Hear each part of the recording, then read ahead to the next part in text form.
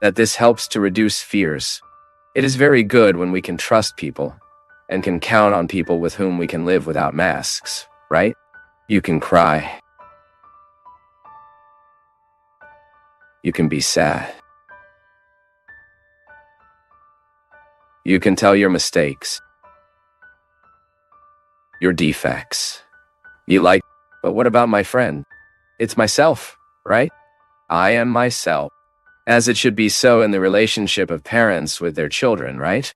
I have been worried so much, Father, when I see these parents who want their children to be first on the podium always. And he imagines that the child is the best person in the world, and that son begins to be afraid of it. So I have to pretend a character that I am not.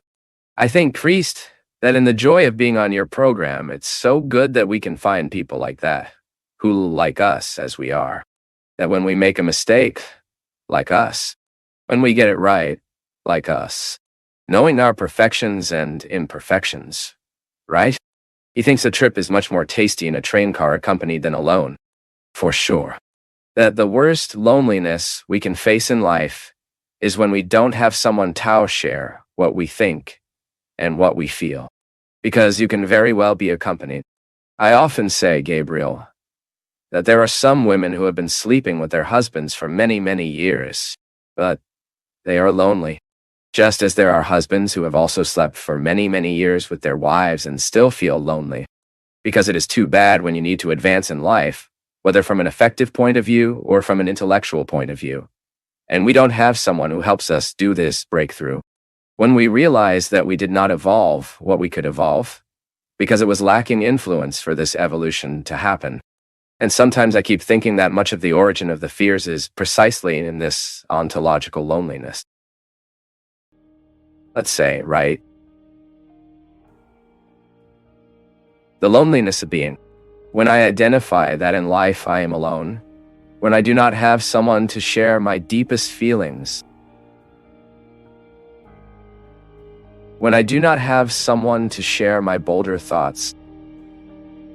Let's say, what is not yet organized enough to come out, and if you don't go through someone's sieve, it goes out in a wrong way.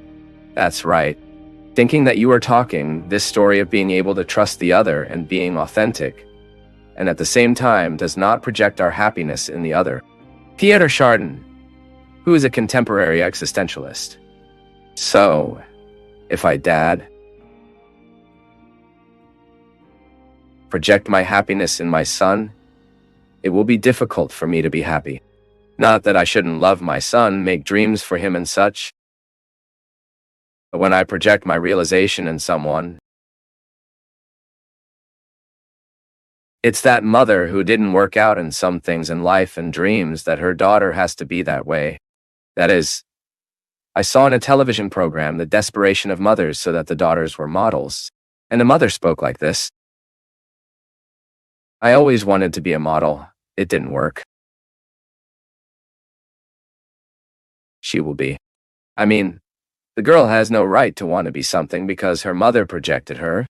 So, when I project my happiness in someone, I will hardly be happy. Or something. We realize thus that in everyday life people frustrate a lot because little things go wrong. So I wanted to buy that car. It didn't work out. I wanted to make that trip. It didn't work out. Not that I can't do these things, but I think this feeling that I'm smaller than these things is very bad. Because I'm living life because of a person I have designed or something. St. Augustine. Right. When you say that beautiful prayer. Right. Oh, late. I loved you. He says of this God that he was so close and he sought so far. And I think the meaning of happiness is like that too. She is inside of us, and we are looking for far. And when we have a habit of complaining, thinking that things are bad, it's no use. You can have a castle, you can have whatever you want, you will be unhappy. Because inside you don't know yet, right? Be absent from yourself, right? When we are absent from ourselves, our search is very much out and our projections are very big. and we are unbeaten a lot at the time of projections. The meaning of the cross in the lives of all of us, believing in the redeeming power it has in our lives, and even sweeping our mindset, the often masochistic view, which we can do, even from a mistaken view of suffering. First, it is interesting to understand that the cross is a place of redemption, of purification. It is not a place to stay. It is a passage. The cross will always be an itinerary for us to achieve great results. I know that in our Christianity, we were very fixed on the cross. And it's even interesting sometimes we identify some crosses without Christ. Just to remember that it was a place of the passage, but the place of the Christian. The final destination of every Christian is the empty tomb. It is the resurrection of Jesus who fills us with courage so that we can go through the process of the cross.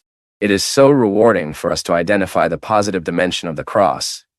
Me, for example, when I look back and remind lost sleep nights because of the studies, I did 2 colleges, a postgraduate, a master's degree. I devoted myself a lot of time to study, and it is not easy to study. As pleasurable as it is to know, there is always that portion of renunciation. I remember my master's degree. Classes started 1 in the afternoon. 1 hour that we can't even read a package insert, right? You study, you sitting, listening until 5 in the afternoon, my God in heaven. It was no joke. No, it was a cross. But what did I want with the master's degree? Just the title? No, I wanted to qualify my priest being. One day I understood and learned that the best way I have to live my priesthood is to seek its purest water, both in the spiritual dimension, also in the intellectual dimension. And I can offer those who pass through my life pure water. Studying for me was a cross experience, yes, of pleasure, but above all of the cross, because it made me have to be. The experience of studying made me have to be. At times I didn't want to be. Do you know what this means in your life?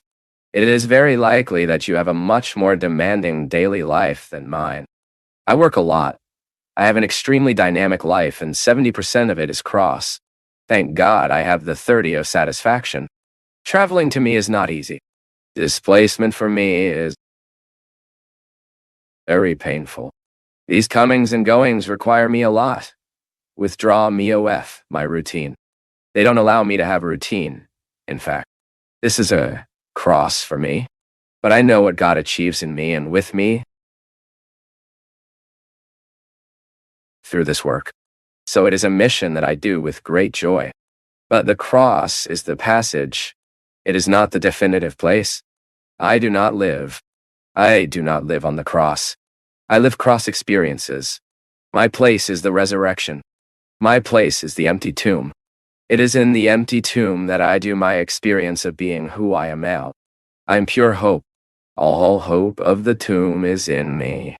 The mother is the tender all day in her hand, the whole day connected in the new song, or she is seeing a talk. She is an exam. My mother faces her suffering very redeeming. I am a priest, I can't live like her. It's a goal of life for me, my mother. A Christianity that I may be able to reach 10, 15, 20, 30 years old. I don't know. The cross is the place of my protection. You know why we will always be exposed when we will suffer. It is the moment of indigence. You enter the hospital and you see the indigents there. We are not even protected by the clothes we wear on a daily basis. Inside the hospital, we use a hospital costume to make it easier to read with us. This already demonstrates that we are indigent. You are not on your high heels. I'm not in my shoe. I don't have my shirt. You are not with yours. We do not wear the clothes that cover our indigence. On the contrary, we wear clothes that show our indigence. That moment, the moment of suffering, the moment of pain, the moment of struggle. Suffering is the indigence. And we are unprotected. When you cry before someone, you are unprotected. Your sensitivity, the other has you in your hands at that time. Now the cross, when I have this internalized brand inside me, which is the conviction, see? It's not the hanging cross. It's not. This is just a symbol that brings us to the cross that is configured in our mind. I know the meaning of Christianity, and so I have a cross in my chest, which is material, which can be taken. But the cross that identifies me is not the one that is out. It is the understanding I have already made of the cross, the meaning of suffering in human life, in the light of faith. It is the cross that I have internalized in my conviction. This is the one that protects me, because she doesn't leave me alone. I know God is with me, because the gospel shows me that. All the time, Jesus makes a point of being with those who suffer. He makes no point in being with the powerful, healthy. He makes a point of walking after those who need him, starting with friends. He just asked for one thing: honesty in the process. Be honest. Learn with me the meaning of being people. To deal with the indigence daily and to have the opportunity to, from this indigence, to experience what we have the most sublime. Because the cross, only sublime realities sprout us. Sometimes we take time to identify what was sublime, but time, when it removes dust from facts, events, we find out how sublime was the result of everything we need to face. My father, Fabio, since I came here for a while, I'm disappointed with some things. I have lost the desire to go to church. It is not a USA, and even to play the guitar I like so much. For me, everything seems to be forced. I've tried every night to pray, ask God to help me. But for me, everything is being very difficult. How can I solve this? And I try, and I want to have more faith. We all need to understand that faith is a gift we receive from God that needs to be renewed. Our adherence to Christ needs to be renewed every day. Often our spiritual discouragement happens when we forget that working for the kingdom is not the same as living the kingdom. Working for the kingdom is part, but before work it takes the experience of wanting this belonging. God cannot do absolutely nothing with our works before he does not have our hearts. Often our spiritual fading, it is overwork. What? When we work too much, I play mass, singing, I work, participate in the team. I risk thinking that this activism is already my participation. I risk thinking that all my experience of faith is reduced to these activities. But no, the experience of faith passes, first of all, by my personal prayer, by my experience of the Word. Now, when I do not have this intimate life with God and I just work for him, soon the meaning goes away. We get tired. We are disappointed. We start to think that people's defects are already enough reason to make us give up.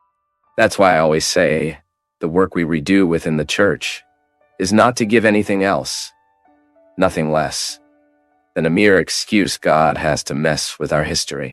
Because when I'm working for him, I have to expose myself. I have to deal with others.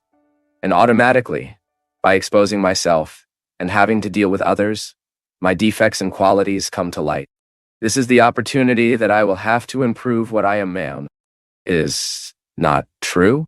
I cannot exhaust my experience of God at work that I do, because otherwise we will believe that being inside the church and doing it, and that may already be a source of salvation for us.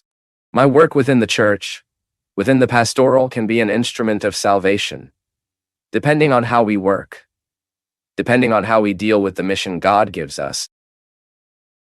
It can be a cause of condemnation, is a danger. I remember that just when I was a priest, about 8 years ago, I followed a case close to a gentleman who was enthusiastic, had a conversion, went to work inside the church, and a short time he was already coordinator of the community. And I began to accompany and identify that work began to awaken within him a series of things that belonged to the context of the old man. That man before conversion, pride, arrogance, began to treat the people who were with him badly. Began to think that authority he had inside the church conferred him up all. These nonsense that we sometimes think. Sometimes we think we are something, that we are too important. These nonsense that we do not take care of grow inside our hearts. And the thing was advancing in a way It was so destructive to him that at one point, he almost assaulted a person inside the sacristy in a heated discussion that he wanted to be right in history. And I witnessed the scene. Then with all the freedom I had with him, I said, "Can I give you advice? Leave all the work you do. You were not ready to have authority, nor to work for the kingdom of God. You were still living your dating process with you. It should have lived more time, because if you are not truly in love with Jesus, no work of yours can do well. Human action, it can hurt. If she is not coded with God, she hurts. And that may seem strange. A priest telling a faithful that he should, for the good of his soul, leave the service in the church and participate again in the celebrations. Have the pleasure of entering the church just to pray, to commune with the community, to celebrate with the community. Because you are not ready for work. For us to work to God, our conversion has to be up to date, because otherwise, my people, our work becomes the place of our condemnation. You can see how many people, sometimes you know that there are 20, 30 years ahead of a pastoral, who are already totally emptied of mystical. Because they only work, they stop having love for what they do. I don't need to go far. No. I, as a priest, you who are a priest who watch me, be honest. In many moments of your priestly life, if you do not take care, your ministry becomes one job. We risk becoming a worker from the kingdom. We perform. I'm going there. I introduced a mass. I celebrate that. I attend a confession. I attend a sick. If we don't take care, our activism kills our mystical experience. Sometimes it is much better in the church. We work a little less and balance work with spiritual life. Your prayer life. Then you murder your mystical process for so much that you clung to work and the little that you did. And then we stop testifying, we stop doing well, don't we? You weigh their heart. This is the problem of our pastorals. All of our communities, I'm not afraid to make a mistake by saying this. All our communities are suffering from activism. Of the priests, the nuns, the laity. Therefore, we are giving God our work, but we are not giving God many times our hearts. If I do not allow God to live in me, I've seen in many places, thank God, slow down.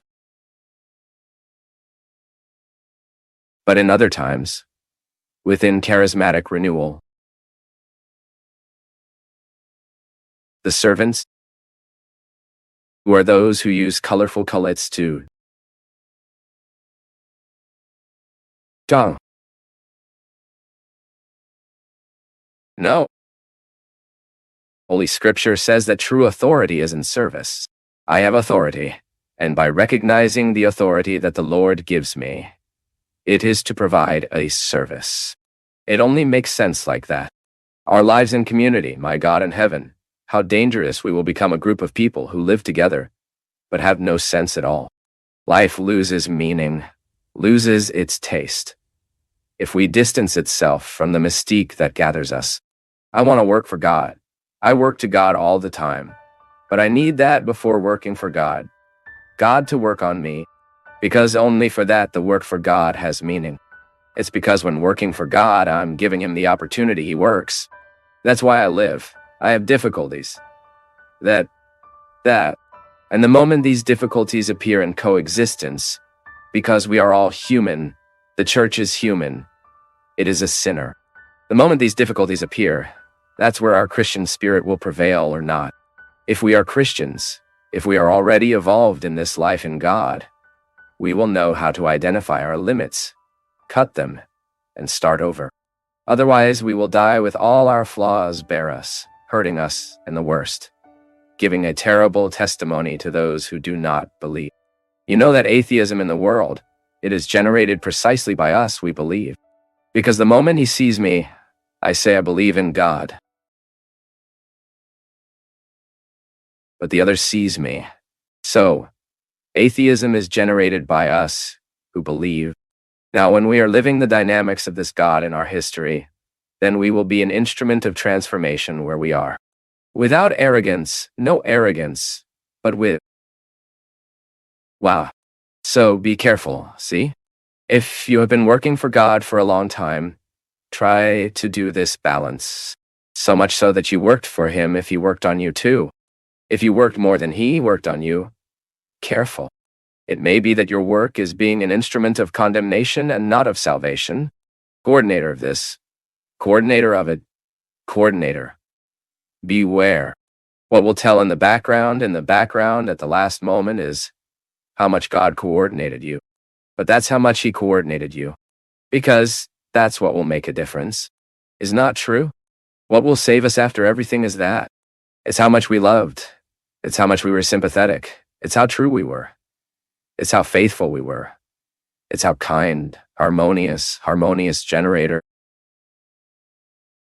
We were so much generator of good things. This is what will be valid at the end. Or do you think God will be there? With His curriculum, was coordinator of the pastoral was coordinator of this, was coordinator of that. Papa, I do not believe. From the testimony Jesus gives us, we have no right to believe it, because the God that Jesus teaches us is not legalistic. He is fair and loving. He is fraternal. He is eternal. And you want to put all this in us. So my son, often discouragement comes. The discouragement of work is born. Because we are no longer seeing the fruits of God in our lives. And there's no point in wanting the fruits to be in the backyard of each other if I don't promote the growth of this same fruit in the backyard of my house. But it's a fight. And I need to live this dynamic all the time. I need to be alert. I can't play. Because otherwise I also risk forgetting all this. Falling into activism. Thank you so much for the opportunity to get in your home, to enter your life, today to talk about such a special theme. So important these days. Everyone is afraid. Fear is part of human life. Because we identify it at the moment we know that we are limited. There is always an expression of fear where there is a limit. We learn this in practical life, not only in theory. In theory, we are writing things, we are reading about it. But it is in the flesh that we experience the strength of fear. You may have already experienced many times when you felt small in the face of life. In the face of events, when life seemed too big to fit inside your heart, and then you were afraid of the future. Tomorrow. You were afraid of people. You were afraid of yourself. You were afraid to face situations. You were afraid to cross borders. Go to other places. To start a new Anaton. You've been afraid of a lot. You are afraid when you are going to educate your child. Fear of not doing it in a right way. Not teaching it in a right way. You are afraid of height. You are afraid of practical things. We are all afraid. It is universal, and it is no problem to be afraid. There are some experts who say fear is part of our survival process. We survive in life because we are afraid. Because it also helps us be careful with things. But it can become the obstacle to our realization when they are bigger than us. When he begins to govern our lives, fear becomes a harmful situation. He will stop us from reaching many things because we were afraid to risk. We were afraid to go further. And that's what today we want to talk about today. And it is with great joy that today we want to address this special theme, so necessary these days, since we live in the time of fears. Perhaps it is a consequence of modern life, of these contemporary times, the fears that are proper to large cities, but also in the inner cities. The fear that affects us all and needs to be looked at so that to the right extent he can help us reach the places to which we truly need to fit in. By the way, Father, the Lord knows that the reciprocal is true, right? And I think this is one of the ways to diminish fears, and we have friends, right? It is so interesting that in this creation of the human being, God made us social animals. Nobody is happy alone. So it is these daily affections, this contact with the human being, this confidence in the human being, which is so beautiful, this reflection on friendship.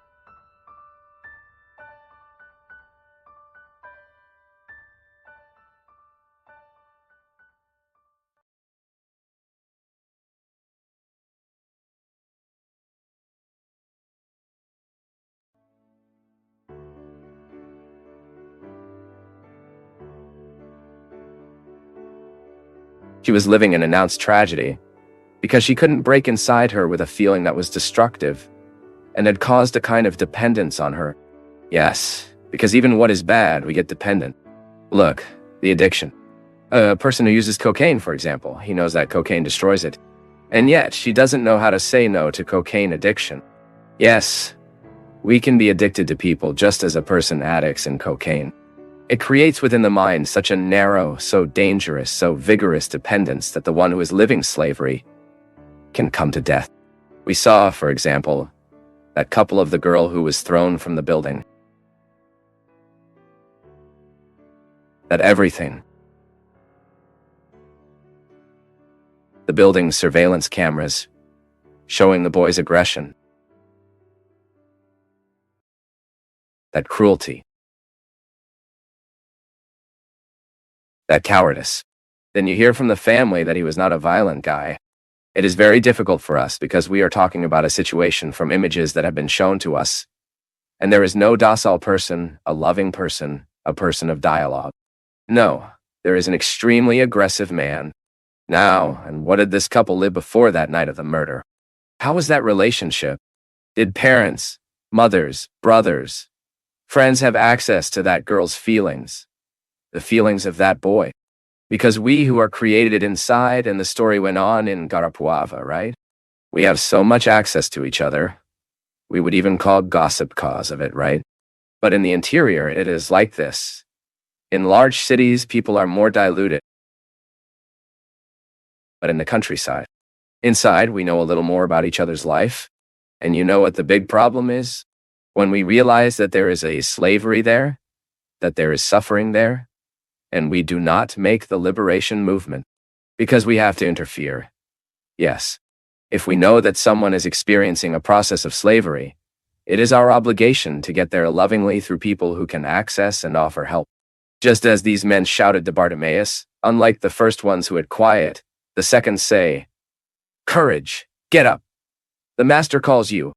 I went there in the life of that girl who gave me access to telling me your story. I made a little this second paper, "Courage, get up and will solve your life."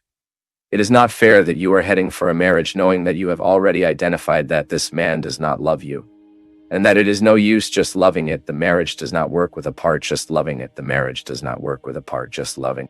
Marriage is difficult to work out with both parts loving. But when only one loves, it's failure.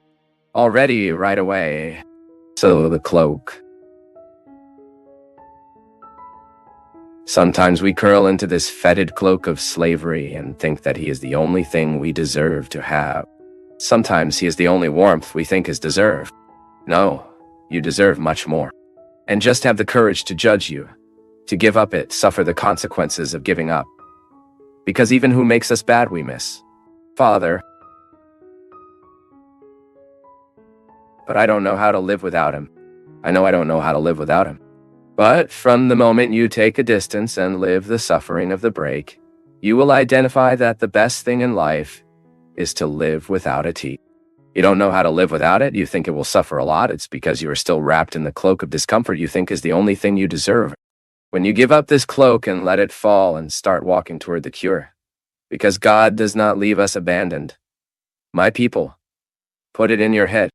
If you make a decision favorable to you, God does not abandon you. He will be by your side to help you overcome the pain of every day. Because only after that we disobey the group that has us silent, we obey the group that has us walk. That we tear the cloak is that we reach the cure of our blindness. Yes, the scales of the eyes fall as the scales of Bartimaeus' eyes fell. Then you look back and say, "My God, how did I endure I live that way?" Yes, because I think that's precisely what happened to Bartimeo. After a while, already used to that slavery of the roadside, not to see, to be summarized to be a human worm, to have that cloak, metaphor of so many things, so many miseries we got used to. After he wins this process, the 3 steps, not obeying the voices that had him be quiet, obey the voices that had him walk. If remove the cloak and stay before. And here the question, Martime. What do you want me to do? Bartimeo could very well have asked if it makes me rich. Blind, but rich. When we are in our misery, we have no temple to ask for the superfluous. We see exactly what we need. This is a very big conflict that I have. That sometimes, when we will pray, we ask God what we want, when in fact the honest would be to ask what we need. Bartimaeus certainly wanted many other things. I wanted wealth, I wanted power, I wanted fame. But at that time, Jesus' question goes at the heart of his need. Lord, that I see that. Because if I see again, I will be able to understand all that I have experienced to this day. And I will be able to get what I didn't look for during the time when I was paralyzed here. And then the miracle materializes. And how do we realize that we don't love each other when we identify in our way of living and being behaviors that denounce that we no longer take care of each other in life? That we made wrong choices and we didn't make much effort to change? That we went to sleep with the garbage every day and that we made our hearts a wasteland where all the trash in the world was deposited? The small part of the commandment is the challenge. It is very easy for you to move the other's life. The easiest thing you have, sometimes when we go to a date, right? You keep listening to the preacher talking. My God, but Comadre Geraldo had to be here. People. But that's all Comadre Geraldo needed to hear, guys. It is not. Still hits, you see. You were there, right? Here comes Comadre Geraldo, Benedita and such, right? No, I don't want to know what your neighbor needs, my word. No. And not even you who are at home. See, calling her Comadre for her to watch. No, I'm not a little worried about what you... Not. I don't want to know how much you pray. I don't want to know how much you're going to Mass. It doesn't care today. Love to God, we will speak at another time. The first night of this camp is neither for the first, nor for the second question. It's the midfielder. This is what can go unnoticed. Because sometimes we think the commandment, it will be well fulfilled if we love God and the other. Yeah, I know. Because the quality of these two loves depends on this so much that you cultivate. Oh no, Dad, makes me quiet. I'm doing my charity here. Do the charity for you first. The first one in need of charity in this life is you. It's me.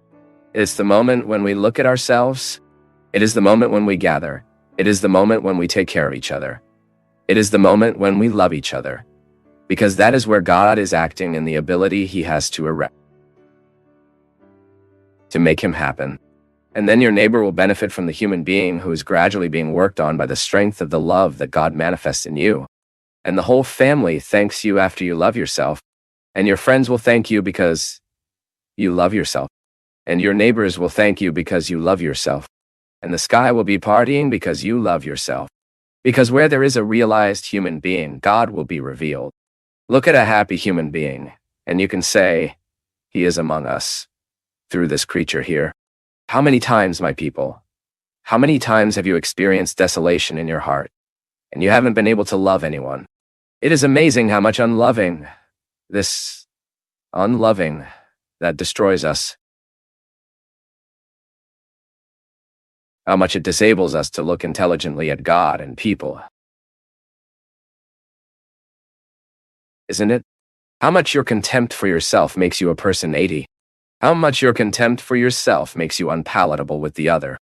Go to live with a person who doesn't like to see what it is. Go to live with a person who despises himself all the time for you to see what it is like. Go to live. Then you talk. I'm already living, priest. So, act. Do we need to convert to this? We need to find out of joy, the satisfaction that there is what we are, even with the defects we have. It's wonderful for us to look at us and think, my God, how many wonderful things today can happen in my life? And I don't have the right to neglect this?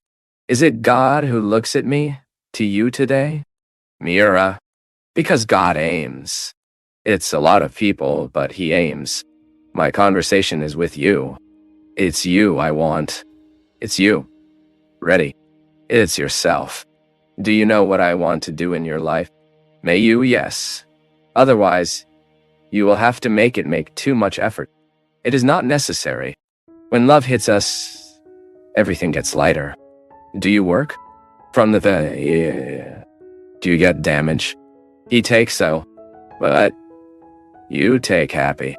Because you will experience the fun of giving the other what you give yourself. If you are able to be merciful to you, will you be able to be merciful to another too?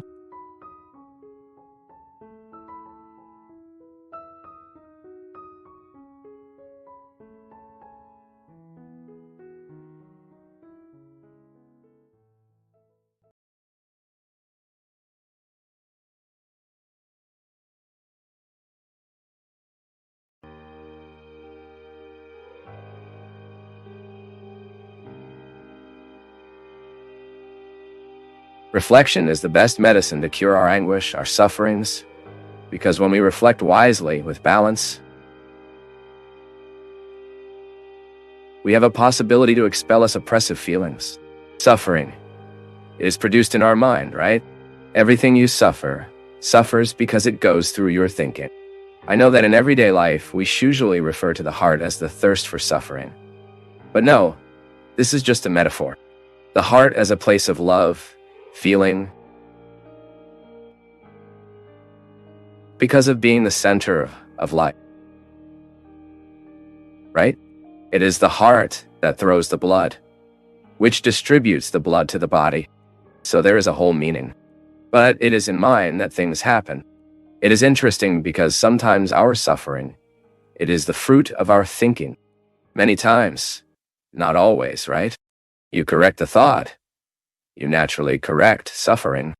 I can often be suffering because I am interpreting a reality in a mistaken way. Many times, for a petty, silly feeling, it's the same when you have an unfounded jealousy. Jealousy makes suffering, causes suffering in the person's life. Suffering is the result of insecurity. Jealousy, it is born from the insecurity that the person has. And sometimes the person loses nights of sleep because he is suffering, healed. This is where we correct, right? It's in the head. That's when you start looking at each other differently and you correct inside you. And you are doing this beautiful movement. I correct inside me. Naturally correct the way I read with the other. It is in the transformation of our minds. It is from the transformation of the mind that we can indeed be Christian. It is the mindset that moves me. So it is in our mind. It is in our head that all transformations can happen. And you need to be very attentive so that this mindset also involves the sieve of suffering. We started talking about Gethsemane, this moment of the purification of Jesus. We said that Gethsemane is that stone that will crush the olive to release the olive oil. My mind needs to go through the process of purification. And we don't grow up. We don't get just in joy. We get fairer in suffering when you need to face your personal dishonesty. Because we are all victims of ourselves. We all carry this weight, not always doing good that we know that it should do. So I am living this purification. I transform my heart, my mind, in the light of this demanding gospel, which demands me even daily. So it's interesting when you look at what makes you suffer, you will identify a way of thinking things. And when you are willing to modify the way you think things, you start a purifying suffering that will tear you out of that oppressive process that you were until then. A person who is moved by jealousy, he has no peace. She lives to observe what another is doing. Who was with him? Who was with him? Who stopped going? She will imagine herself like this. From the moment she thinks, no, it makes no sense to think so. The other has the right to have his life, and I will be there. I will participate according to my possibility and the opening that I can achieve. Now, when I realize that my thinking is able to break free from my anguish, you get a great ally, which is reflection. Reflection is the best medicine to cure our anguish, our sufferings, because when we reflect wisely, with balance, we have a possibility to expel us oppressive feelings. Work. See? I know that thinking lately has been difficult, because we get so tired at home. We live with so much rush that we are not always possible to stop. Make a reflection of life, or say a prayer that makes you reflect your life. Sometimes we go to prayer,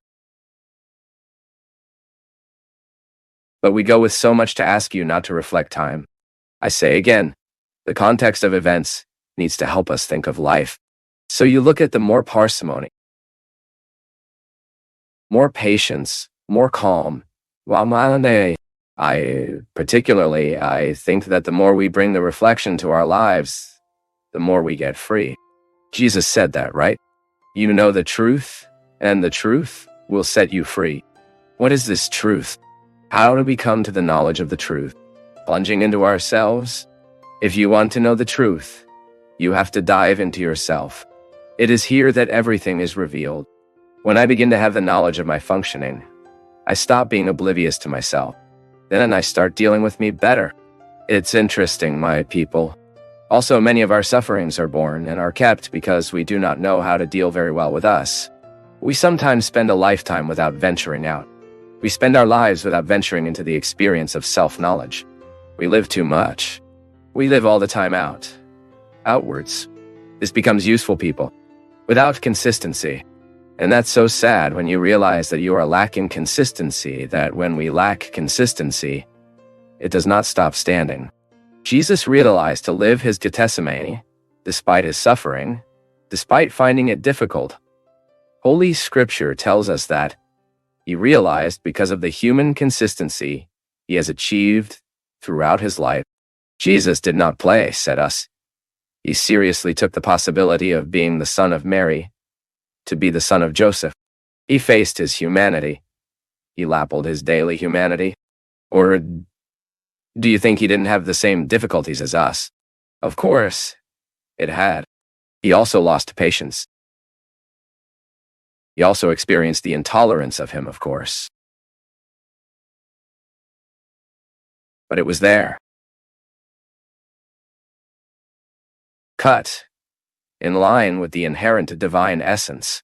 He needed to manage in him all his human possibilities for him to bring this mission to the end and to be able to convince those around. Because this is so interesting to think too, that this personal coherence of Jesus gave him the followers he had. He was paying attention to this humanity so attractive that people began to follow Jesus. I always like to differentiate it.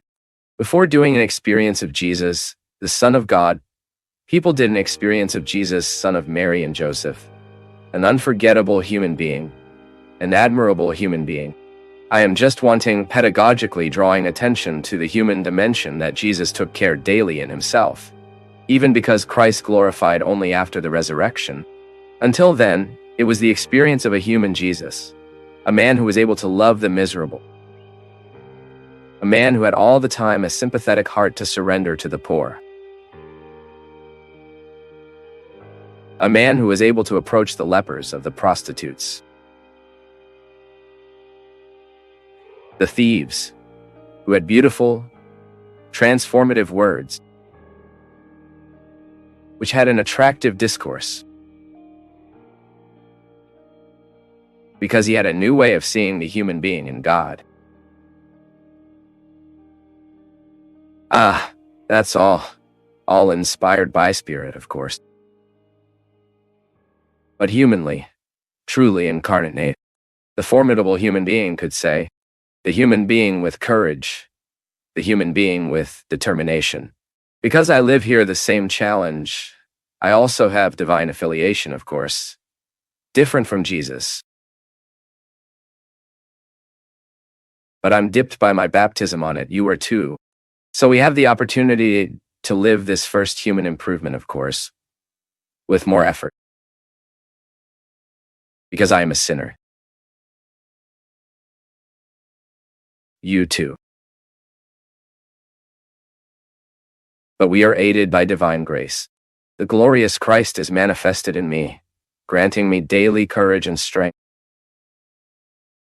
Thanks. So that I can beat the sin that dwells me, that pulls me, that drags me. And then suffering becomes for me an opportunity to learn this strength, this dynamic that made Jesus so attractive in his time. Yes, because we need to be crystally attractive to those who observe us. The Christian life we practice needs to be attractive to others, and will be attractive as it is consistent when it is not from the mouth out, when it is an internalized value in us, when she really is a way of thinking, a way of being that leads us forward, that makes us in the world. Of course, we are very limited. But it was himself who told us that we can do the same things he did. We can also expel the demon from the world. We can also expel the injustice of the world. We can also proclaim the truth and establish it as a rule of life. Just be willing to suffer every time it was hard to be so. Not being afraid of suffering that will be born of this Christian option. Yes, for me to be a Christian, I need to suffer daily the challenges of the Christian life. But the fruit is very good. Because we become a much better person from this. I wish you in your struggles always have the right and the possibility of removing your excesses. So you have your fundamental truth before your eyes. No exaggeration. Just you. And from that, you meet the path of life. Thank you for your affection, for your attention. And may God bless you a lot. May God pour over your heart, upon your home, about your life, the disposition that characterized the heart of Our Lady. For what example of her we can too, being a real Christian, always taking Jesus on his lap to present him to those who do not know him yet. Pour upon us the blessing of the Almighty God, Father, Son, and Holy Spirit.